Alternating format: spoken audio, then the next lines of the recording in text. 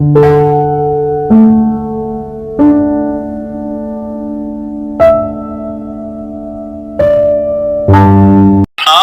एवं आपका प्यारा परिवार स्वस्थ, सुरक्षित, सुखी एवं समृद्ध रहें, यही प्रार्थना।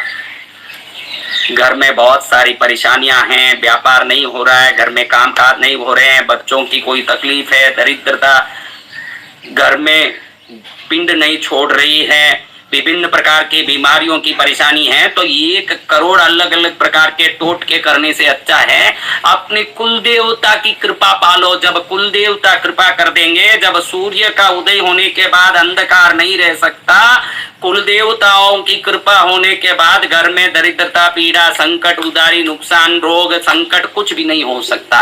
अगर आपके घर में कोई प्रकार का संकट है, कोई परेशानी है, रोग है, तकलीफ है, बीमारी है, पैसों का तंगाई है, तो समझना कि कुलदेवी की कृपा की कमी है।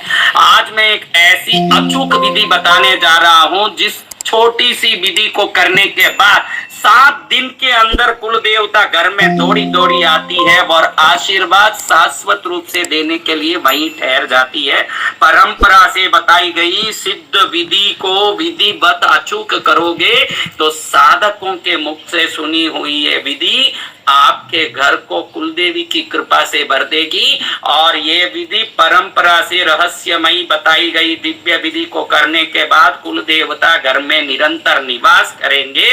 तो इस विधि को करने के लिए आपको क्या करना है ये जान लें। बहुत छोटी सी विधि है। कई लोग जिंदगी भर कुल देवता की आराधना करते, पूजा करते, साधना करते, लेकिन मन में डाउट रहता है कि हमारे घर में कुलदेवी की कृपा है या नहीं। कई लोगों को ऐसे पता ही नहीं रहता कि हमारी कुलदेवी है कौन। कितने ही लोगों को कुलदेवता का पता तक नहीं है ना, कितने ही लोगों को मन में डाउट है कि हमने इतना किया, कुलदेवता का आशीर्वाद मिल रहा है कि नहीं। ये विधि करने के बाद जिनको डाउट है उनको भी 7 दिन के अंदर या तो सपने में कुलदेवी दर्शन देगी, या कोई शुभ काम होगा, या कोई ऐसा संकेत मिलेगा निश्चित कि हमारी इस विधि से कुलदेवी की कृपा हुई है। यह निश्चित रूप से 7 दिन के अंदर मालूम पड़ जाएगा। और जिनको कुलदेवता का पता तक नहीं है उनको भी उनकी कुलदेवता आशीर्वाद देके घर में कल्याण कर देंगे। ये विधि इतनी छोटी है लेकिन अचूक है। कहते हैं कि भाई छोटी अगर मूर्ति हो तो कीर्ति बड़ी हो, ऐसे ये छोटी सी क्रिया बड़ी कीर्ति देने वाली है। इस क्रिया को करने के पहले, इस क्रिया को हम करने के लिए छोटी छोटी चीजें इकट्ठी करनी है। मैं आपको ये प्रैक्टिकली यहाँ बता रहा हूँ। लाल कपड़ा है, इतना सा कपड़ा लेना है और कुछ नहीं, ये छोटे से कपड़े, और थोड़ा चंदन का पाउडर है। चंदन का पाउडर दुकानों में मिलता है। ये भस्म है, भस्म, ये कुमकुम है, ये लाल डोरा है, ये हल्दी है, ये कोयला है, ये कोयला है, और ये एक लोबान के धूप की, लोबान का धूप है। इतना बड़ा भी नहीं, छोटा सा टुकड़ा हो तो भी चले, मेरे पास पड़ा था मैंने ले लिया है। एक इतना सा ये लाल कपड़े को लिया, ये कोयले के टुकड़े को अंदर रखा, ये लोबान का धूप का ये भट्टी है। लोबान धूप बोलोगे तो दुकान में मिलेगा। इस छोटा सा टुकड़ा रखें, थोड़ा सा चंदन डालें, थोड़ा सा भस्म डालें, थोड़ा सा कुमकुम और एक हल्दी का गांठ, बस इतना ही हो गया। और इसको ऐसे पोटली कर लें, इसका इसे पोटली कर लें।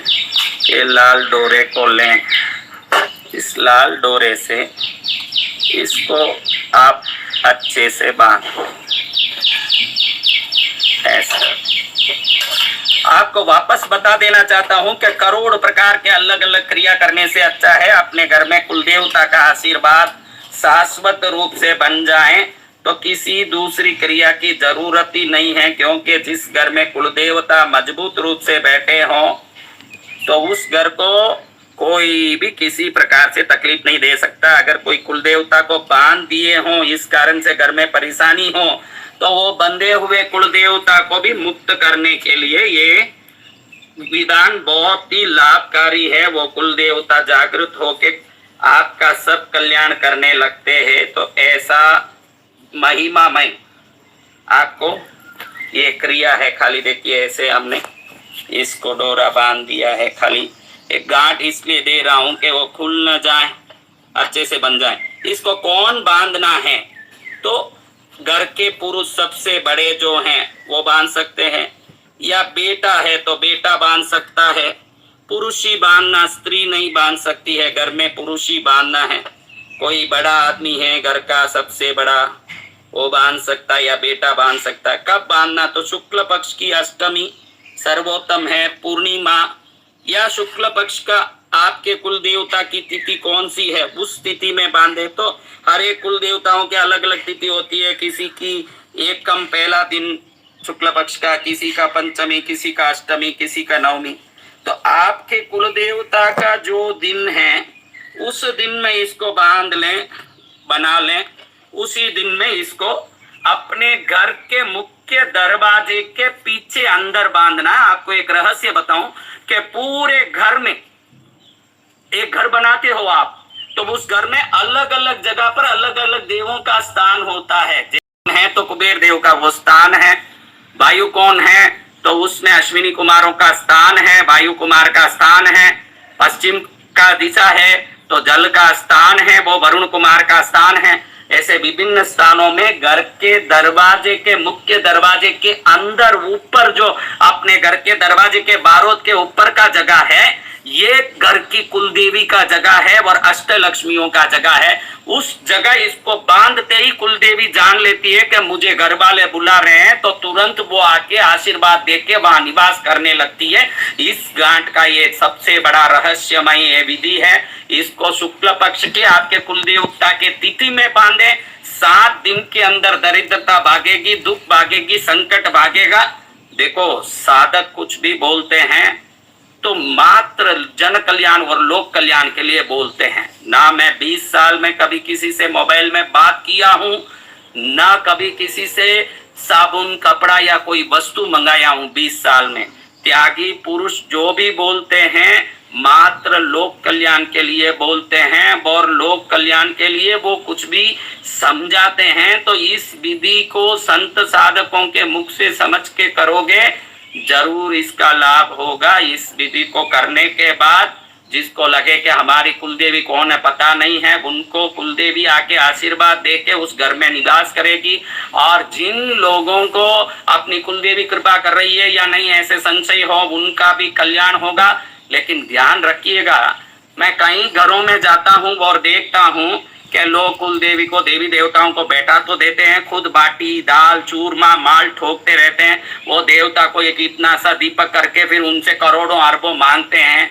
अगर आप अपने देवताओं की कृपा चाहते हो, कुल देवता की कृपा चाहते हो, तो कम से कम एक गुलाब का फूल चढ़ाओ रोज, धूप दीप करो, कुंकुम की टिक्की करो एक छोटी सी चांदी की बाटी में।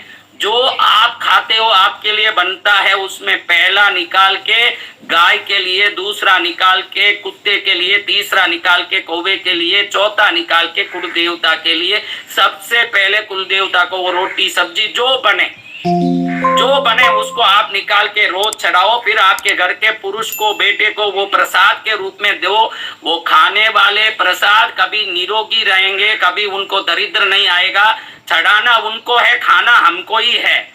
कोई वो देवता आके खाने वाले नहीं, उनकी दृष्टि से तो वो और भी बड़ा प्रसाद बन के हमारा कल्याण करने वाला है। लेकिन कई घरों में मैं देखता हूँ इतना सा दीपक जलाते हैं, ऐसा करते हैं, आंख बंद करके खोले जब तक तो दीपक ही खत्म हो जाए, इतना सा तो 2 बूंद घी डालते हैं और दुनिया भर का वहां खड़े होके मेरे को अरबोपति बना दो, मेरा रोग मिटा दो, मेरा संकट मिटा दो। अरे किसी से कुछ मांग रहे हो तो पहले उनकी भक्ति तो अच्छे से कर लो।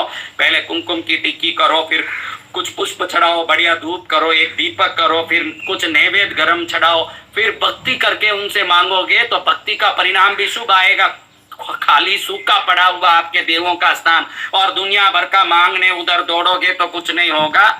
इस क्रिया को करने के बाद कुल देवी अचूक आएगी, अचूक लाभ देगी। उसका संकेत या परिणाम आपको तुरंत देखने में मिलेगा। ऐसी अचूक क्रिया वाली ये छोटी सी विधि को, जिसमें हमने देखा कि लोबान की भट्टी, हल्दी का गांठ, कोयला, चंदन का पाउडर, कुमकुम और भस्म, ये 6 चीज डाला है। और मैंने कहा कि घर में अष्टलक्ष्मियों का निवास स्थान, कुलदेवी का दिव्य स्थान है, अपने घर का मुख्य दरवाजा, और उस दरवाजे के ऊपर इसको लगाना है और कहीं कुछ काम नहीं करना है, मात्र यहाँ पर अपने घर के दरवाजे पर इसको लगाना है। यहाँ पर आप देखेंगे कि ये हमारा यहाँ विंध्याचल में मेरे साधना आश्रम का मुख्य द्वार है। यहाँ पर इसको इसी डोरे में भी देखे तो इसी डोरे से लेके ऐसे मैंने उसी डोरे में से ऐसे टांग दिया है। अगर आपको नई कीली लगाना पड़े तो पीतल की कीली लगाओ तो बहुत अच्छा है, पीतल की कीली आप लगाओ तो बहुत अच्छा है। ऐसे लगा दिया, बस इतनी सी क्रिया। इस क्रिया को करके अनंत फल प्राप्त करो, यही मंगल कामना करते हुए आप एवं आपका प्यारा परिवार स्वस्थ, सुरक्षित, सुखी एवं समृद्ध रहे, यही प्रार्थना।